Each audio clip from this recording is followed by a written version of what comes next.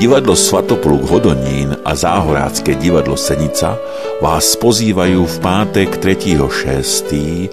o 8 hodinách večer do Domu kultúry Hodonín na trpkú komédiu o víne a životoch ľudí s ním spojených, ktorá sa menuje Osudy jedného vinára.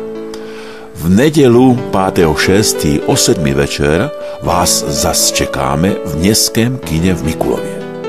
Môžete sa tešiť na výborné herecké výkony, živú hudbu, spev a tanec.